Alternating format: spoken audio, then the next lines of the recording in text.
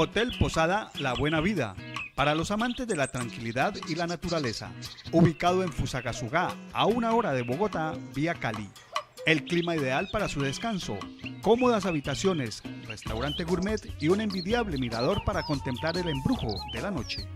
Planes para la familia y empresas. Reservaciones en el teléfono 301-340-5865.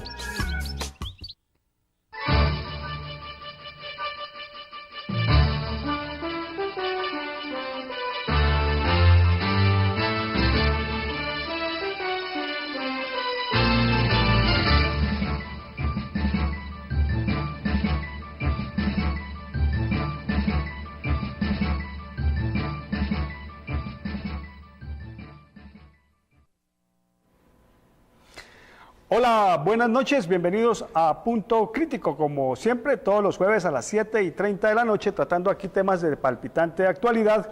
Y empezamos haciéndole referencia a 2 noticias de última hora. Ya está en poder de la Fiscalía el exgobernador del departamento de Antioquia, Luis Alfredo Ramos, sindicado de nexos con grupos paramilitares. Recordemos, Luis Alfredo Ramos fue senador del partido de la U, y exgobernador del departamento de Antioquia, y era ficha clave en el proceso de elección del nuevo presidente de la República por parte del uribismo. En estos momentos, Luis Alfredo Ramos ya se encuentra en poder de la Fiscalía y pasará hoy su primera noche detenido en el búnker de la Fiscalía.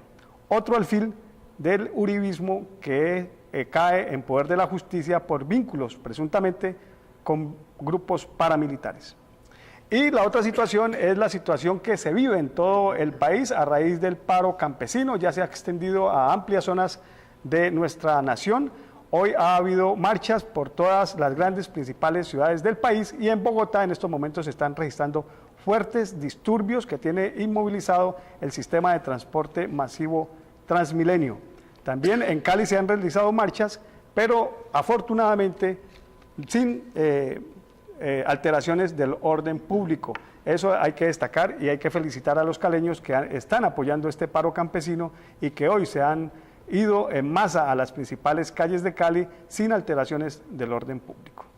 2 noticias que había que resaltar antes de iniciar nuestro programa y entrar en materia. Para eso tenemos hoy a un invitado muy especial.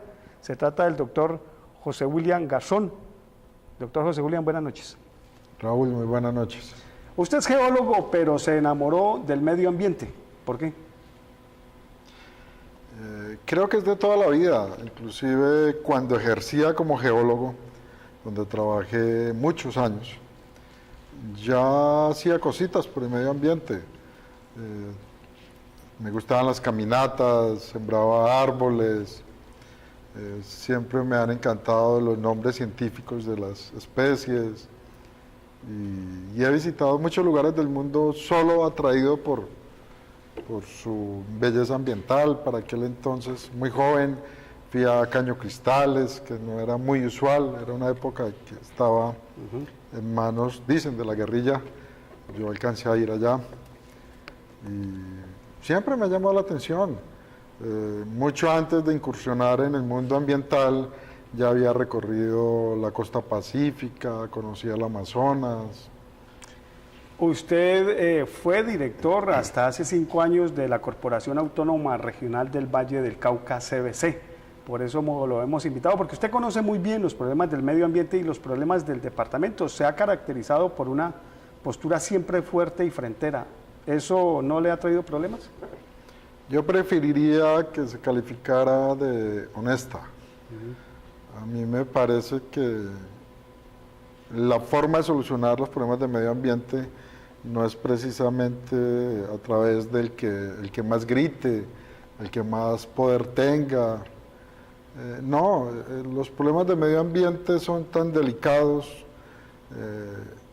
que requieren ante todo amabilidad, conciencia, que se haga equipo frente a ellos, y creo que siempre lo he hecho de esa manera, pero ante todo, y es difícil decirlo en primera persona, pero es así, lo he hecho desde una perspectiva académica. Me gusta interesarme en los temas, entenderlos y a partir de eso proponer soluciones, discutirlo. Y no simplemente el burócrata de turno que ve los problemas de medio ambiente a través de la ejecución simplista de un presupuesto. Puede que se gaste el dinero, inclusive puede que se gaste bien, pero difícilmente se logran mejoras medioambientales. Y usted, como director de la CBC, hizo algo que muchos directores, aquí estamos viendo las imágenes, no se atrevieron a hacer. Usted visitó permanentemente el Basuro de Navarro. Mire lo que era el Basuro de Navarro, una montaña de basura que usted luego la nombró de otra forma, lixiviados permanentemente cayendo sobre el lecho del río Cauca, una vergüenza medioambiental la llamó, y usted cerró esto, y eso hay que decírselo a los vallecaucanos y a los caleños, gracias a su gestión, porque el sur de Cali estaba totalmente deteriorado por este basurero. Hoy el sur de Cali a esta hora se ha valorizado, se han construido ahí grandes urbanizaciones, se han construido ahí buenos parques y se ha restablecido un poco la armonía ambiental en esa zona. Sí, Raúl, realmente Navarro para mí se constituyó desde el primer día que tenía la oportunidad, tenía en mis manos el poder hacer algo serio, grande por la ciudad, por la región. Aposté públicamente a que cerraba Navarro. Inicialmente aposté que lo haría durante todo el periodo. Llegó un momento angustiante que todos conocieron y no vale la pena recordarlo, donde sentí mucho miedo de que me fuera antes, que me echaran antes de cerrarlo. Y entonces me atreví a ponerle fecha y hora al cierre. Se hizo. Para mí, aparte de mis hijos, creo que he hecho en mi vida 3 cosas realmente importantes: tener mis 4 hijos, haber cerrado Navarro y haber declarado como parque regional natural a Bahía Málaga. Y hay cosas que la gente no sabe, pero que yo puedo decirlos con mucho orgullo. Yo tal vez fui la única persona en Cali que sabía que se iba a cerrar Navarro, porque hasta último momento no me creyeron muchos. Y era consciente de todas esas posibilidades de valorización, de negocios. Para ese entonces habían fincas contiguas a Navarro, lotes que se podían comprar, discúlpame la expresión, a precio huevo. Y jamás lo hice, jamás tuve 1 metro de tierra en ese entorno esperando esa plusvalía, ni jamás le conté a un solo amigo, de los que fueran, político, personal o demás, que yo iba a hacer ese cierre para evitar que eso sucediera. Y finalmente se hizo. Usted se fue a la zona del basurero de Navarro, que era impenetrable incluso para los organismos de control, porque allá se hacía de todo, allá había mendicidad, allá había prostitución, allá había tráfico de armas, de drogas, no había reciclaje, había cosas peores, niños, mujeres embarazadas, familias enteras vivían en Navarro. Y mire, en una de esas visitas usted dijo esta frase, escuchemos. Mire, la idea de la visita era simplemente que todo el mundo viera lo que hay aquí. Y sí, qué vergüenza decirlo, pero es que aquí hace rato no hay una montaña de basura, hay una montaña de mierda que ningún caleño se la merece. Tenemos que cerrarlo el 31 de enero. Y usted, ante esa descripción, ante esa cruda definición de que era el basuro de Navarro, se fue allá y 5 años, hoy estamos pudiendo contar, se cerró eso. Se cerró, pero yo insisto en que no es suficiente con lo que se hizo. Quedaron tareas pendientes en Navarro, correspondientes al sellado técnico de Navarro. Eso implica diseños en términos de chimeneas para canalizar el gas metano que se produce en Navarro y darle una utilización medioambiental. Eso significa una estabilización tal de los taludes de Navarro que garanticemos que jamás se van a derrumbar, pero además pueden ser utilizados en el marco de un gran parque para la ciudad. Pero ante todo, en Navarro quedó pendiente la implementación de una planta de manejo de lixiviados que evite que a través de las aguas lluvias, de las escorrentías, lleguen lixiviados al río Cauca. Eso sigue pendiente, Raúl. Ahí estamos viendo las imágenes cuando usted en junio del año 2008 cerró lo que era la vergüenza medioambiental más grande que tenía la ciudad de Cali. Fue terrible, Raúl. Mira, me tocó asistir con chaleco antibalas y dentro de una tanqueta, porque insisto, pocos creían en ello, muchos intereses, yo los denominé en su momento inclusive mafiosos, en torno al manejo del reciclaje, querían evitar que lo hiciéramos, pero además los recicladores estaban muy molestos, y siempre los entendí, los entenderé por siempre, en el sentido de que se cerraba Navarro, pero no se les propiciaba a ellos un espacio para el ejercicio de su trabajo.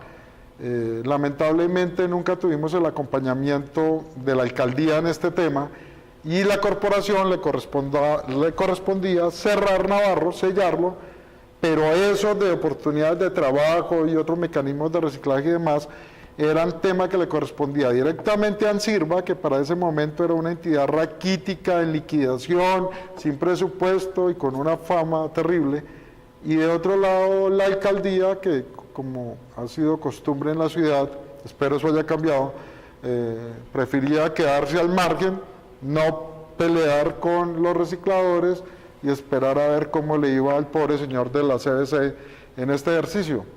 Pero se hizo. Y así como estos basureros, principalmente el de Cali, usted cerró otros más en el departamento.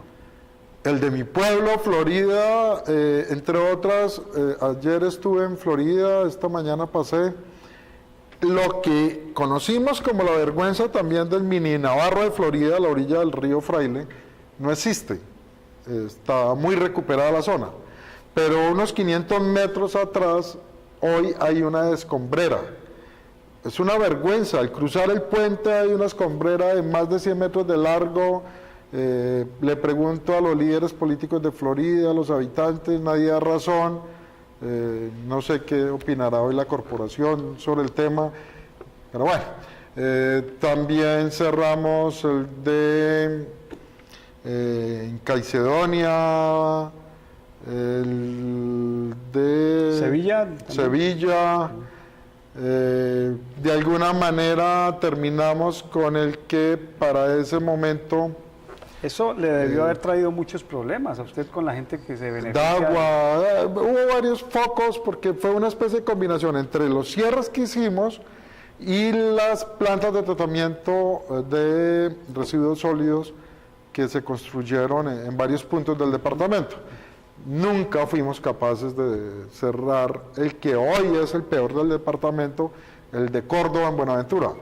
Yo no fui capaz con ese y bueno, terriblemente me toca saber que las administraciones sucesivas tampoco han podido cerrarlo y hoy es un monstruo que consume medio ambiente terriblemente en las goteras de Buenaventura y entiendo que además no hay una solución real a la vuelta de la esquina. Pero si no pudo cerrar el basurero y no lo han podido cerrar 5 años después de su salida, sí pudo en ese entonces usted como director de la CBC declarar a Bahía Málaga como parque natural protegido. Sí, lo hicimos. Esa es una historia que pocos conocen en el departamento. A mi llegada a la corporación yo me encontré con que había una euforia en el empresariado vallecaucano, no en todos, con que se iba a construir un gran puerto en Bahía Málaga, con autopistas hacia Bahía Málaga, carrileras de tren a Bahía Málaga, hoteles, bodegas, de todo en Bahía Málaga. Y eran dos cosas para poner sobre la balanza. Una, todo lo medioambiental, la riqueza medioambiental de Bahía Málaga, que es indiscutible y absolutamente valiosa. Y de otro lado, todos los problemas acumulados de todos los problemas acumulados históricamente en Buenaventura. Buenaventura tiene una oportunidad de desarrollo única y está relacionada con el puerto. Si se construía un puerto más importante, más moderno en Bahía Málaga, no solamente se destruía Bahía Málaga, sino que se olvidaban de los problemas de la isla, de Cascajal, de Buenaventura, ambas cosas eran terribles. La única estrategia posible que diseñamos, que la pensamos mucho tiempo y un día dijimos, es declarar Bahía Málaga como reserva natural. Por esa vía acabamos con el proyecto y por esa vía obligamos a que el empresariado centre su mirada en Buenaventura. Lo hicimos, me siento absolutamente orgulloso por lo que sucede con Bahía Málaga. Tan no equivocados estábamos que hoy en día es un parque natural nacional reconocido por el ministerio mismo. Y tan no equivocados estábamos en esa política que nos inventamos, que se ha fortalecido el puerto de Buenaventura, el de Agua Dulce es un proyecto ya real, el terminal de contenedores es una maravilla tecnológica, el gobierno decidió hacer la doble calzada hacia Buenaventura. Seguramente nada de eso estaría sucediendo en Buenaventura si todos estuviéramos ahora enfocados en destruir Bahía Málaga, que era eso lo que iba a suceder con el puerto. Pero esas decisiones, sobre todo la de Bahía Málaga, yo creo que pisó más de un bolsillo de poderosos intereses y no cree que por eso fue que le armaron ese... Hay teorías sobre mi salida, Raúl. Definitivamente yo fui muy incómodo siempre para muchos, no solamente un político quedó enojado conmigo. Quisiera precisar, un politiquero, hay unos políticos muy valiosos en la región, quedó enojado conmigo, son varios, públicamente todos conocidos, los que quedaron enojados conmigo. ¿Por qué? Porque en mi administración nunca hubo la tan mal llamada, bien llamada mermelada, y no se la negué a uno, que se enojó conmigo mucho al final, no, a todos. Por supuesto que yo siempre entendí que el proyecto del puerto era un proyecto de más de $1.000 millones. Para ese momento ya algunos empresarios inclusive habían casado en términos reales de poner plata y eso los debió afectar mucho. Hay quienes dicen que yo salí por eso, quienes dicen que salí porque peleé con otros señores, alguien dice no, lo sacaron fue porque denunció, ¿recuerdas el famoso lote gigante en Buenaventura que miserablemente se terminan robando? La CBC se lo entrega a la alcaldía y se pierde, desaparece. Yo solo denuncié ante fiscalía, semana y todo esto. Hay teorías, realmente no importa, Raúl, importa hoy que se hizo Bahía Málaga, importa que estoy aquí sentado hoy queriendo más hablar y te pido el favor del futuro y no de ese desagradable pasado que prefiero no recordar. Pero hay un presente muy inquietante que es el que tiene el río Cauca. Usted siempre ha propuesto recuperación del río Cauca y nosotros hicimos un recorrido por el río Cauca y estas son las imágenes que seguimos encontrándonos a lo largo y ancho de su recorrido. Mire estos vertimientos. ¿Eso qué podrá hacer? Ay, Raúl, y ese color seguramente son residuos industriales, residuos químicos. Al otro lado del tubo tiene que estar, no sé, una empresa que produce algo químico. Esos residuos esos vertimientos son 10 y N veces peores que los orgánicos. No deben de llegar vertimientos orgánicos, es decir, lo que queda en nuestras casas, no debe llegar al río, debe pasar por una planta de tratamiento de aguas residuales. Pero esas plantas están diseñadas para tratar eso, residuos orgánicos. Cuando hay presencia en esos vertimientos de compuestos químicos, todo tipo de vertimientos, es necesario elevar esas plantas de tratamiento ya a unos tratamientos secundarios, inclusive secundarios químicamente asistidos, es decir, para que traten todo esto, y es muy difícil, es absolutamente costoso. Y es muy difícil porque estos vertimientos normalmente son clandestinos. Los vertimientos de peor calidad se hacen a medianoche, a escondidas, cuando la gente no los ve, cuando el río está más crecido, etcétera, etcétera.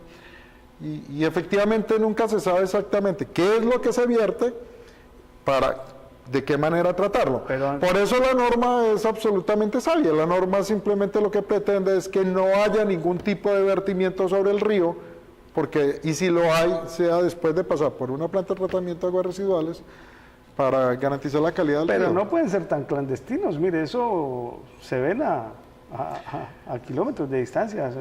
Bueno, clandestinos en el sentido de que usted los ve en los documentos, en los permisos respectivos, figuran como aguas no tan cargadas de contaminantes, aguas inclusive con los tratamientos previos, y entre comillas existe un permiso para que se den. Pero cuando usted los detalla o va inclusive en un momento en que no están fluyendo y puede analizar la costra que se forma sobre las rocas, pues cualquier químico de primer semestre es capaz de establecer que en ese punto están cayendo inclusive metales pesados. Y bueno, son clandestinos ante la complicidad de ciertas autoridades, de ciertos funcionarios, la negligencia de inclusive la autoridad de policía que no acompaña estos procesos, y son clandestinos ante el silencio cobarde de todos los ciudadanos que vemos eso y nos quedamos callados. Caballerizas, hay... criadero de marranos, de pollos, salchicherías clandestinas, donde recogen los caballos de la ciudad, se los llevan a estos puntos, los sacrifican allá, producen cosas que nadie debiera consumir y sin embargo inclusive hasta las venden y se las consumen, y botan al río los desechos que quedan, pieles, huesos, sangre, pero hay que entender, Raúl, que eso es lo de menos. Finalmente un animal en el río pareciera cabe en el marco de los fenómenos naturales propios al río. Más terrible aún son esos vertimientos con harto ingrediente químico y las escombreras clandestinas, todas ilegales que hay sobre la orilla. Toda la orilla del río Cauca, en sus 14 kilómetros de recorrido por la ciudad, de la orilla de Cali, está llena de basureros y escombreras ilegales. Y del lado de Candelaria, increíblemente, pues comenzó a suceder lo mismo. ¿Por qué? Porque el sector de Juanchito cada día está más poblado y demás, y yo no sé a qué genio se le ocurrió además darle permiso hacia el lado de, si no me falla la memoria, Estación Pereira, de este lado de Juanchito, hacia el lado del Puente del Comercio, y están poblando. Y entonces llegaron los humanos, llegaron a poner una alcantarilla que vierte directamente sobre el río, porque de ese lado sí que no habrá, creo yo, en muchos años, una planta de tratamiento de aguas residuales, pero además esos humanos pues tienen su actividad normal a los humanos. Hacen casas, tienen hijos, hay que hacer una pared nueva, etcétera, etcétera. Todos esos escombros también están llegando al río por ese lado, siendo evidente una tragedia, algún día inevitable. El río pierde capacidad, el fondo del río se eleva y pierde su dinámica hidráulica y bueno, todo lo malo por venir está allí. Estamos hablando de todos los males que padece el río Cauca, que es el principal afluente que atraviesa nuestro departamento. Pero qué decir de los principales, de los otros ríos que vienen de la parte de la montaña, que también se están deteriorando y que están afectando a un sector que en estos momentos se encuentra levantado, a los campesinos. ¿Qué hacer para recuperar el agro a partir de la recuperación de los ríos? Hombre, Raúl, el tema del agro es terrible, terrible. Hay un descuido histórico, una deuda jamás pagada a esos campesinos por ignorancia, por el desarrollo agresivo que tuvo la ganadería en nuestro departamento, donde el que tenía un dinero de más, pues compraba tierra, mandaba a talar, metía 3 vacas y ese era un gran negocio. Eso ha degradado nuestros suelos, ha arrasado con nuestros bosques, por esa vía se ha perdido producción de agua, por esa vía esos ríos y quebradas que tenían un comportamiento natural, cada vez registran más avenidas torrenciales, en invierno inundan demasiado, ¿sí? En invierno arrastran demasiada maleza, empalizadas y terminan dañando la calidad del río también, del río Cauca, y en verano son demasiado secos, porque han perdido esas cosas, han perdido condiciones de río en la cuenca. Pero además hay muchos centros poblados sin los adecuados saneamientos básicos, sin las plantas de tratamiento residuales correspondientes, arrojando a esas quebradas contaminación, vertimientos inadecuados. Entonces, lo mismo que vemos en Cali, a gran escala, tristemente se repite en todas y cada una de esas cuencas, de esas quebradas, de esos ríos, a pequeña escala, con un agravante. Aquí la necesitamos única y exclusivamente para bebernos el agua. Y tenemos plata, somos los caleños, pagamos una tarifa gigantesca de agua, a nadie le preocupa, todo la pagamos, luego hay dinero para tratar esa agua. Y tenemos una calidad muy, muy buena de agua que bebemos, gracias al dinero que invertimos en ese tratamiento. Pero en el municipio no la tienen, esa capacidad. Y en los municipios se vienen tomando esa agua, pero peor aún, vienen utilizando esa agua para su producción agrícola.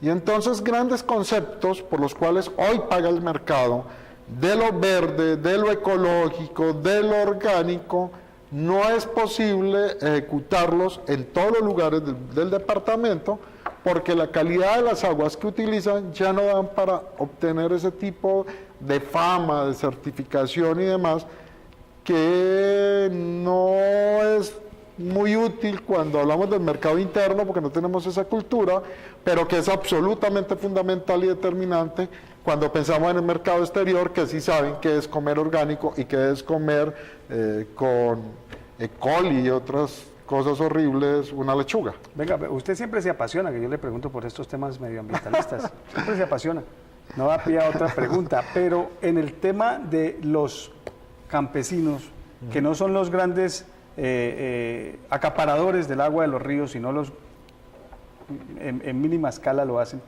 ¿qué propone usted de pronto para que salgan ellos de esta situación de miseria y pobreza? Yo hoy le leí un Twitter a usted donde dice que apoya el paro campesino.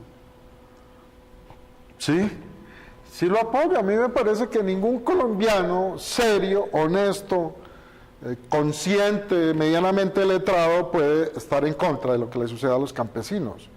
Es indiscutible que hoy nos rige un TLC que ha favorecido a unos, no me inquieta eso, pero que indiscutiblemente ha puesto en situación muy desventajosa a otros, a nuestros campesinos.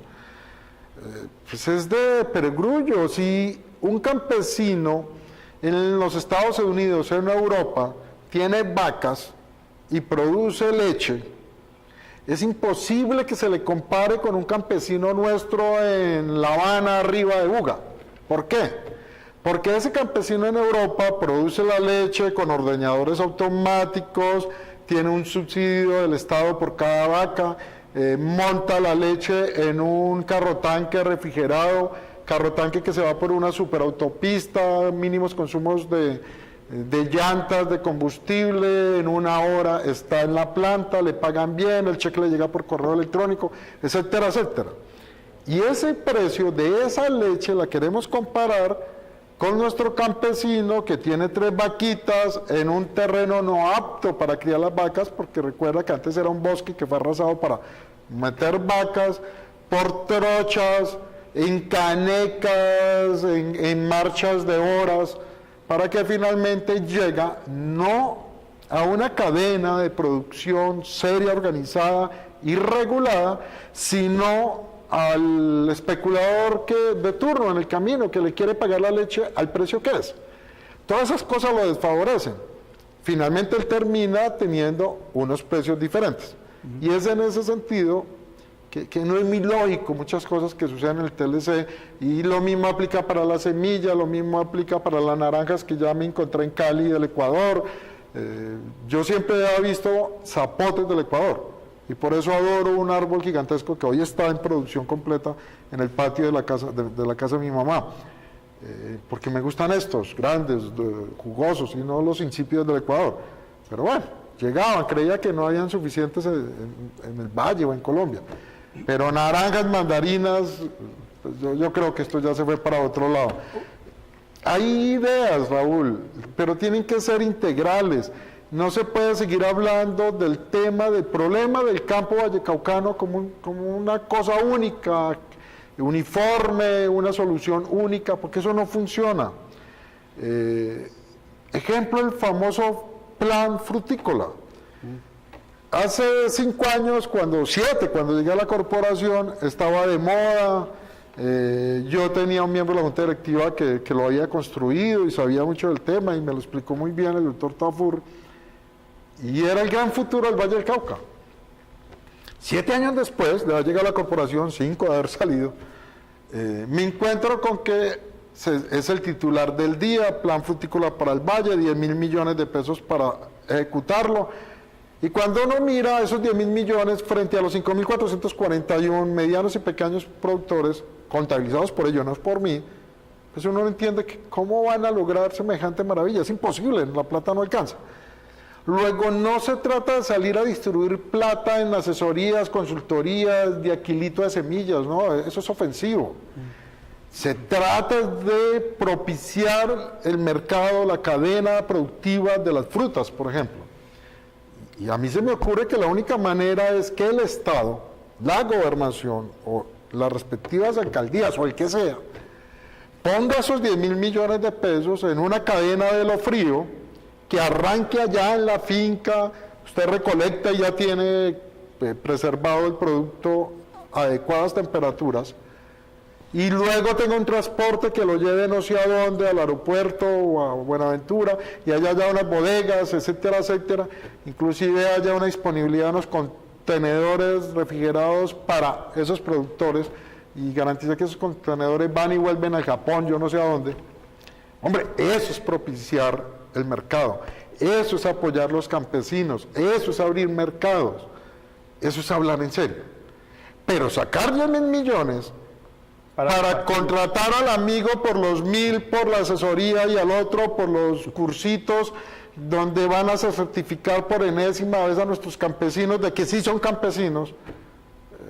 Raúl, discúlpame, no es que me emocione, es que eso simple y llanamente ofende.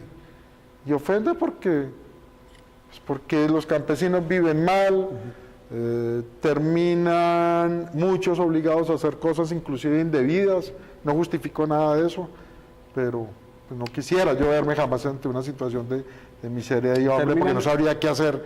Y terminamos generando toda una problemática social, de violencia, de niños que no asisten a la escuela, que no tienen oportunidades, de hombres buenos, campesinos, angustiados porque no le ven futuro a sus hijos, etcétera, etcétera. Y es un círculo vicioso, una bola de nieve que nos termina postrando a todos. Terminan en las calles, una situación de no futuro. Terminan en las calles de las grandes ciudades, otros en los semáforos, vendiendo una cajetilla de cigarrillos. El drama humano social que sigue creciendo en nuestra ciudad y sigue creciendo, entre otras cosas, para los campesinos, porque ahora los obligan incluso a comprar semillas certificadas. Ahora el campesino no puede sembrar de las cosechas que ha tenido anteriormente, escogiendo las mejores semillas, sino que ahora les impuso el Instituto Colombiano Agropecuario, mediante la resolución 970, el tener que comprar ante multinacionales, sobre todo, semillas certificadas. Yo les recomiendo a ustedes que bajen por YouTube, utilicen el YouTube para cosas buenas, un documental de Victoria Solano, se titula 970, lo buscan ahí, documental 970, le pueden colocar el nombre de la directora del documental, una excelente documentalista, se llama Victoria Solano, 970, miremos, ese es sobre cómo incluso el gobierno nacional ha destruido toneladas de arroz porque no han sido cosechadas, no han sido sembradas con estas semillas certificadas, que lo obliga el TLC.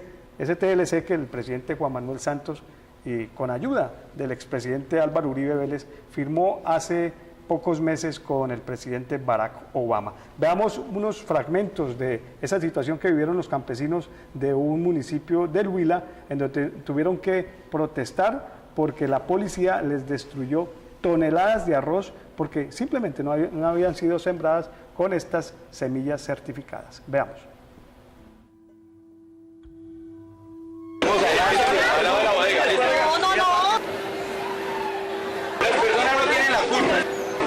Vamos a hablar con cada uno de ellos.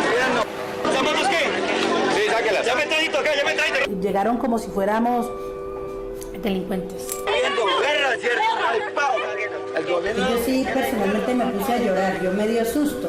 Y yo me dio susto y impresión a Yesia, pero ¿qué ha hecho uno tan malo para que tenga una situación de esta tan difícil? Tómale la foto. ¿Para qué haces eso? Sabían que era prohibido hacer lo que toda una vida habían hecho, lo que sus ancestros habían hecho, sus abuelos.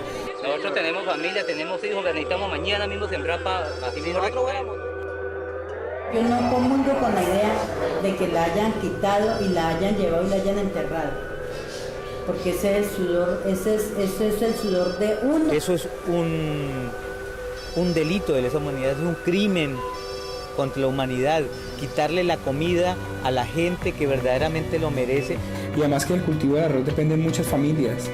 Está el regador, el fumigador, el señor de la máquina, el señor del tractor, el que empaca, el que vende, el del molino, etcétera, etcétera. Es una cadena muy grande que al desaparecer el arroz, toda esa gente quedaría pues volando. Vamos a desaparecer porque nosotros no tenemos tecnología, no tenemos apoyo del gobierno, ¿sí? En el momento que entre el TLC vamos a competir con un grande. Our workers are the most productive on earth, and if the playing field is level, I promise you, America will always win. En todo tratado de libre comercio hay ganadores y perdedores. Latin America is a part of the world where the economy is growing very quickly. And as these markets grow, so does their demand for goods and services. The question is, where are those goods and services going to come from?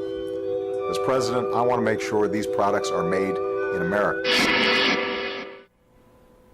Lo ha dicho el presidente Barack Obama, todos los productos que se van a conseguir en el mercado internacional van a ser de Estados Unidos. Y el presidente Juan Manuel Santos dice que en todo tratado hay ganadores y perdedores. En este caso, al parecer, todo lo evidencia, están perdiendo los campesinos colombianos que están viendo cómo se importa todo tipo de productos del exterior. ¿Cómo hacer para recuperar el agro vallecaucano?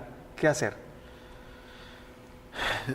Es difícil pregunta, indiscutiblemente, porque el valle es complejo, tiene una gran porción, la parte plana en caña de azúcar en un 90%, eso es otra discusión, pero todas esas laderas de montaña de pequeñas fincas tradicionales del Valle del Cauca con campesinos tradicionales, tienen que tener una oportunidad. Y si la única manera de generarles esa oportunidad, no de pan comer, de pan coger, sino de existencia digna, es negándose al cumplimiento de algunos tratados, inclusive negándose al cumplimiento de algunas cláusulas o logrando que sean eliminadas unas cláusulas, yo creo que es absolutamente necesario considerarlo. Los tratados, yo me imagino que un tratado de libre comercio en términos de la comida para un país que produce con todas sus ventajas como Estados Unidos contra un país del Medio Oriente desértico que no produce absolutamente nada, pues seguramente allí habrá una ganancia mutua indiscutible.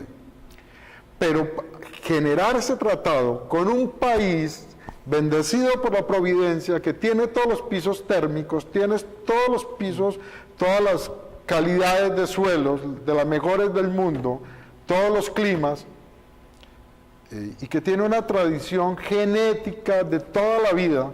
Cuando llegaron los españoles aquí se comían más de 1000 variedades de papas, cientos de variedades de maíz, y había una gran riqueza en términos de cereales, que era nuestra base genética. Y hoy estamos condenados a comer, ve al supermercado, al que quieras, ¿cuántos tipos de papas hay? 3, 4, no hay más, es imposible. De arroz deben de ser 2, 3 calidades de arroz. Maíz, 1, 2, no hay más. Creo que allá hay otra discusión pendiente y es ¿qué perdemos nosotros como colombianos, hablando genéticamente, en términos de vitaminas, de cosas muy nuestras, qué no estamos consumiendo que antes consumíamos, que ahora no vamos a consumir porque estamos condenados a comer de 4 tipos de papas? Y papas no criadas en la riqueza de nuestro sol, en la riqueza de nuestros suelos, que seguramente esa riqueza pone dentro de esa papa N cosas maravillosas que nos mantiene. No papas insípidas, nutridas única y exclusivamente con químicos, en un sol raquítico de la temporada del verano escaso de Europa, una papa polaca, qué sé yo, y esa es la que nos estamos comiendo ahora. Ahí nos debemos una discusión. Tenemos que hacer muchas cosas, tenemos que propiciarles créditos, propiciarles la adquisición de tierras, sirviéndole al Estado de garante a través de un gran seguro colectivo, estilo Finagro, pero mucho más efectivo. Tenemos que reeducarnos nosotros a preferir en el mercado esa papa maravillosa, pastusa, frente a esa insípida polaca ahí, así se ve mucho más bonita y grande, para que nosotros mismos ayudemos a ese pequeño cultivador. Es que no nos compadecemos nosotros mismos, la culpa no es solamente del gobierno ni de los gringos, no, nosotros somos parte del problema. Cuando yo voy al supermercado y no me intereso por saber que este tomate viene de las laderas de Florida y si yo lo compro lo ayudo a una familia indígena de Florida, y no tengo eso en cuenta y no sé que si pago 50 pesitos de más, e inclusive a veces no hay diferencia en precios, y simplemente tomo un tomate traído de no sé dónde, si a mí no me preocupan esas cosas como ciudadano, entonces yo creo que poco nos queda para exigirle que entiendan a unos señores sentados en Bogotá en sus cómodos escritorios. Esto es una construcción un tanto más difícil, Raúl, que pasa por lo legal, pasa por lo cultural, pasa por el compromiso nuestro, de que uno se comprometa como caleño, que la próxima vez que vaya al supermercado pregunte de dónde viene esa lechuga. Y si esa lechuga fue criada acá en las goteras de Cali con buen agua, yo la compro. Pero si esa lechuga me informan que viene de no sé qué rincón de la sabana de Bogotá, regada, cultivada con la porquería del río Bogotá, pues simplemente yo no la compre y no me la coma por favorecer al campesino, pero que entienda que es que si me como esa lechuga me puede dar una amibiasis y me puedo ir para el hospital. Es un ejercicio integral donde todos debemos participar. Permítame, doctor William, ahora sí vamos a darle alguna participación a los televidentes que han estado esperando en nuestra línea telefónica 330-6721 y la 339-7295. Tenemos un televidente en línea. Germán, buenas noches. Buenas noches, ¿cómo le va? Germán, muchas gracias. ¿De qué parte nos llama? Yo llamo aquí de Cali, del barrio Capri. Muchas gracias por estar con Punto Crítico. ¿Cuál es su opinión sobre el tema, Germán? Pues mi opinión, es decir, el tema es tan largo que es imposible. Pues primeramente le quiero contar, yo quiero felicitar al doctor William, quien fue director de la CDC, por su capacidad. No soy amigo de él, lo conozco porque lo he visto y se ve disertar sobre muchos temas, su gran capacidad. Debiera ser el director de la CDC, pero pues a cuestiones políticas y la clase política aquí el Valle del Cauca, que es una de las más corruptas de Colombia, no les convenía que él continuara en ese cargo. Mire, yo tengo una finquita en la Cumbre Valle. Producía productos de Pancoel, por ejemplo, como la lechuga, produce también mandarina, frijol, y le cuento, ¿qué lucha para uno poder sostener este tipo de cosas? Es imposible vivir así, porque uno necesita un capital, uno necesita una cantidad de esos productos para los insectos, abono, carísimo, entonces uno no puede continuar con eso. Mire, el paro agrario de hoy es más que justo. El campesinado en Colombia hacía mucho tiempo debiera haberse levantado y hacer un paro de estos, porque esto, si continúa así, nosotros vamos a terminar en manos de los Estados Unidos, que estamos hace mucho tiempo, pero esos TLCs algún día tendrán que desaparecer porque nos acabaron. Y la gente que ponga mucho cuidado a quién vamos a elegir ahora de senadores y representantes a la Cámara, porque esta clase política está como una sartén pidiendo los votos. Miremos por quién vamos a votar. Muchas gracias, señor periodista. A usted, don Germán, por comunicarse con Punto Crítico, y muy sabia su apreciación, muy sabio su consejo. Miremos a quién vamos a elegir, porque en marzo van a ser las elecciones de nuevos senadores. Miremos. No vamos a elegir gente que esté aprobando tratados de libre comercio y aplaudiendo políticas equivocadas del gobierno nacional. Y luego vienen las elecciones a presidente de la República, y luego dentro de 2 años vienen las elecciones a alcaldes, gobernadores, concejales y asamblea. Entonces, para eso son estos programas, para que la gente se instruya y empiece como a pensar diferente, porque el país está vuelto un caos. Y el que no crea, pues que salga a la esquina y vea cuánto desempleo hay y cuánta delincuencia, cuánta inseguridad. Lo que decía el televidente es muy cierto. Este país no puede seguir así. Raúl, hay tantas cosas que no debieran sucedernos, que no nos merecemos. Uno visita otros países, he tenido, por suerte, la oportunidad de conocer. ¿Usted estudia en Rusia? Más de medio mundo. Sí, señor. Sí. Estudia en Rusia. 11 años viví en Rusia y he recorrido mucho, y me encanta hacerlo. ¿Y siempre con la mochila? Sí, puedo compartirle mi álbum familiar y ahí sí es cierto, parezco una fotografía, ¿sí? En toda parte salgo. Mi mochila ha estado desde Islas Fiji en Oceanía, en los volcanes de Hawái como geólogo, el Cañón del Colorado. Ha recorrido muchos kilómetros mi mochila. Pero lo que quería decir es, he visitado países que naturalmente son muy pobres.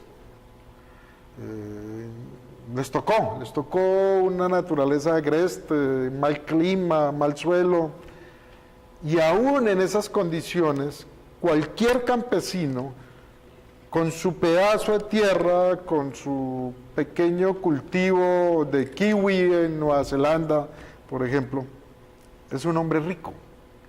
Es un hombre que vive con una dignidad y una opulencia impresionante. Una casa maravillosa, un gran auto, otro auto especial para irse de recreo, sale a divertirse, gasta, son ricos. Los campesinos en el mundo desarrollado son ricos y tiene todo el sentido del mundo, porque ellos son los que sustentan sus sociedades. Alimentan. Son el orgullo, son la tradición, es donde se preservan saberes, costumbres. Hombre, por Dios, lastimosamente, bueno, hay que decirlo, no es solamente el caso tristemente de Colombia, es de toda América Latina, es del subdesarrollo, es propio de la miseria, pero es que nosotros somos un país que en las últimas décadas nos venimos jactando de que somos modernos, líderes, ya pretendemos pertenecer al club de los 20 más ricos, nos enojamos si en alguna estadística no somos el país más rico, la clase media más no sé qué de América Latina. Ese es nuestro orgullo. Pues debiéramos, en atención a eso, aceptar que si en algunos terrenos hemos avanzado mucho, en otros, como básicamente en el campesinado, seguimos siendo los tercermundistas de toda una vida. Lamentable. Tenemos otra televidente en línea. Didier se comunica con nosotros desde el corregimiento de Rosso, ahí en Palmira. Didier, buenas noches. Muy buenas noches, ¿cómo le va? Bien, Didier, ¿qué opinas sobre el tema? A ver, ¿qué opinas sobre el tema? Nosotros fabricamos aquí la famosa guanábana y otros productos. Y nos parecen muy caros los insumos. Y los abonos que se le echan. Pero hay algo muy claro que les voy a decir a ustedes. Este paro que se está dando es espectacular para los campesinos. Y nosotros, como personas campesinas, ahora vamos a salir triunfantes, yo creo, porque ya el presidente, que no tiene la culpa de todo esto, sino el presidente pasado, con el señor Andrés Felipe Arias, que solamente Varelli se llevó 300 millones de pesos, y su novio, que Andrés Felipe le dio, y esa plata es de nosotros los campesinos. No solamente 300 millones, de nosotros los campesinos, porque él era el ministro de Agricultura. Y aquí enseguida la hacienda, una de las haciendas, donde también recibieron que para riego 1.500 millones de pesos. Imagínense. Y en Colombia, el narrata ministro Andrés Felipe Arias, a uno le daba 1.000 millones, al otro le daba 5.000, al otro 8.000, el de la costa 20.000 millones. Entonces yo digo una cosa, él es el que tiene la culpa con el señor Uribe. Ellos fueron los que, hoy lo que estamos sufriendo nosotros los campesinos es el robo tan inmenso que hizo entre el señor Álvaro Uribe Vélez, que fue el presidente y el que mandaba al ministro el ministro en ese momento. Don Dider, muchas gracias por comunicarse con Punto Crítico. Hay otros televidentes que están en espera para también opinar sobre nuestro programa y por eso se le ha interrumpido, pero entendimos totalmente su mensaje. Ellos siguen señalando, los televidentes, que el problema es básicamente político y de gobiernos anteriores. Esto no es de ahora. Yo preferiría decir que es un problema de políticas equivocadas. Insisto, esto hay que asistirlo, acompañarlo con infraestructura, con comercio establecido, con aperturas de mercados, con garantías financieras frente a esos mercados, con toda esa cadena, hay que acompañarlo.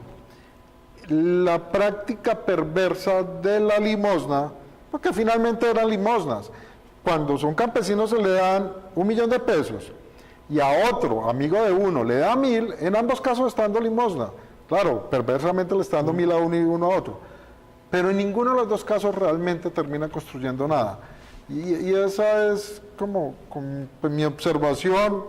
Creo que es en eso que se ha fallado. Por supuesto que hay que invertir más recursos, el Estado debe hacer más presencia, pero creo que debe cambiar radicalmente la manera como lo hace. Inclusive me cabe en la cabeza que de pronto, haciéndolo correctamente, por supuesto, cero corrupción, a lo mejor esos recursos que hoy están destinados para esos temas son suficientes, pero la manera ha sido totalmente fallida. Permítame, tenemos otra llamada en estudio. ¿Quién nos habla? Alba Rodríguez. Alba, buenas noches, bienvenidas a Punto Crítico. ¿Cuál es su opinión, por favor, corta, que ya nos está terminando el programa? Primero que todo, estoy absolutamente de acuerdo con el paro. Segundo, me parece una infamia que a cuenta de la minería o de las semillas se agreda a un campesino. No se puede levantar una sola mano contra ellos. Es que nuestra comida que está en la mesa tanto tiempo se la debemos, les debemos respeto, les debemos amor. Colombia es una indolente que permite, los ciudadanos que permiten eso, somos indolentes absolutamente, y el gobierno es un infame. Alba, muchas gracias por comunicarse con Punto Crítico, aquí el programa que todos los jueves a las 7:30 de la noche tratamos temas de palpitante actualidad. Se nos está acabando el tiempo, la gente está indignada y está apoyando plenamente el paro campesino. No hay otra opción. Sí, Raúl, yo insisto en que, por supuesto, pacíficamente, por supuesto, en el marco del diálogo, de la concertación, aprovechando, pareciera, la buena voluntad que tiene el gobierno frente al tema, pero hay que darle soluciones reales, válidas, tangibles a los campesinos nuestros, o si no, simplemente no se va a lograr mejorar su situación. Yo no sé si el paro termine mañana o no, pero sí soy un convencido de que si no se dan en esta oportunidad soluciones serias, el paro se va a reactivar mañana, pasado, y la buena senda económica que llevaba el país y que todos necesitamos y aplaudimos, puede de un momento a otro invertirse la curva y resultar metidos todos en una crisis que no merecemos, que ahora que tenemos esperanzas de paz, tropecemos de una manera tan absurda. No puede ser. Doctor José Julián, muchas gracias por estar por acá. Reapareció en el Valle del Cauca, ¿a qué se va a dedicar? Raúl, yo nunca me he ido al Valle del Cauca, me lo preguntan siempre. Mi mamá, los viejos viven en Florida, allá está la casa de toda la vida, el solar donde nos reunimos la familia. En Cali vive mi hermana, mi hermano otro vive en Florida, familia en Ginebra, el primo Arbey, etcétera, etcétera.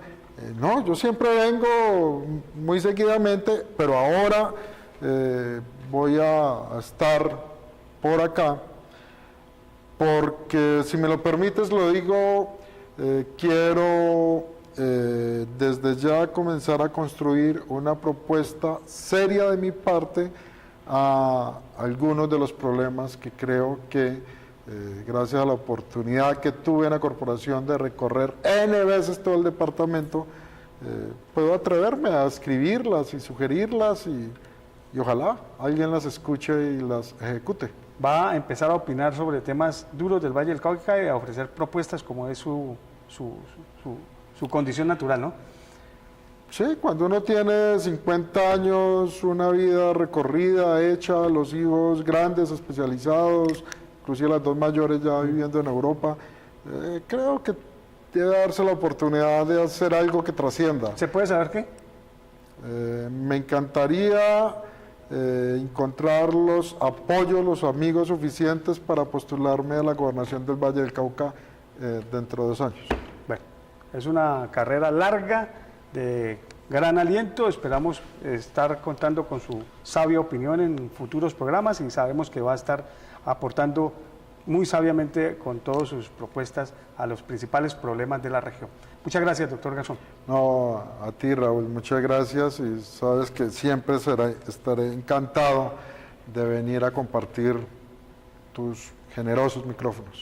Doctor José Julián Garzón, exdirector de la CBC, geólogo formado en Rusia con un PhD en muchas cosas y que siempre sus opiniones son tenidas en cuenta en los grandes medios de comunicación, estuvo hoy en Punto Crítico. A ustedes, amables televidentes, los esperamos el próximo jueves a las 7:30 de la noche con otro tema de palpitante actualidad. Mientras tanto, que descansen, que estén muy bien. Los saludo, Raúl Ramírez Tobar. Hasta pronto.